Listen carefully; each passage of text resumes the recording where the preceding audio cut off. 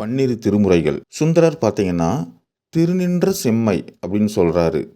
அப்படின்னா ஒரு வகையான மனநிலை அது. அதாவது இன்பம் வந்தாலும், துன்பம் வந்தாலும் 2யும் சரிசமமா கருதுகின்ற அந்த மனநிலைய தான் செம்மை, மனச்செம்மை அப்படின்னு சொல்லுவோம்.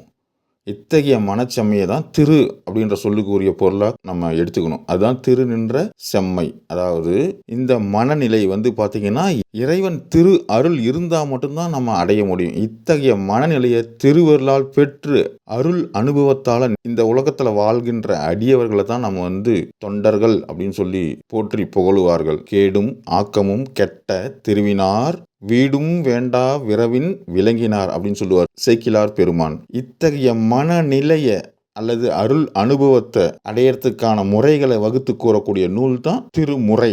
முறைனா முறைப்படுத்துதல், நூல் முறைப்படுத்தக்கூடிய நூல் அப்படின்னு சொல்லி பொருள் எடுத்துக்கலாம். அடியவர்கள் பெருமானுடைய திருவருள் பெற்று அவர்கள் வழி நின்று தான் பெற்ற இன்பம் இந்த உலகமும் பெறணும் அப்படின்ற நோக்கத்தோட இறைவனது திருவருளையே கண்ணா கொண்டு தாம் உணர்ந்த நல்லொழுக்க நெறிகளை எல்லா மக்களுக்கும் அறிவுறுத்தி உலகத்தை நல்ல வழியில ஈடுபடுத்தும் பணியில ஈடுபட்டாங்க. அடியவர்கள் வாழ்ந்த வாழ்க்கை முறை பார்த்தீங்கன்னா, சிந்தையின் நிறைவு என பெரும் செல்வ எல்லாருக்கும் வழங்கணும். அதுதான் திருநெறி. இந்த திருநெறியை வகுத்தருளிய திருஞான சம்பந்த பெருமான் போன்ற இந்த அருளாளர்கள் எல்லாமே பார்த்தீங்கன்னா, சிவபெருமானின் திருவருள் இன்பத்துள் திளைத்து மகிழ்ந்தாங்க. அவங்க தாம் பெற்றதை எல்லோருக்கும் உலக மக்கள் அனைவரும் பெற்று இன்புறும்படி தெளிவாகவும் இனிமையாகவும் புரிய செந்தமிழ் பாடல்களை அவங்க எழுதி வச்சாங்க, பாடல்களா பாடி வச்சாங்க. இத்தகைய தெய்வ தமிழ் பாடல்களே திருநெறிய தமிழ் அப்படின்னும் திருமுறை அப்படின்ற சொல்லும் வழக்கத்தில் வந்தது. இந்த திருநின்ற செம்மை அப்படின்றத அற்புத அப்படின்னு சொல்லி போற்றி பாராட்டி காரைக்கால் அம்மையார் அதுக்கு ஒரு தனி நூலே எழுதியிருக்கிறாங்க.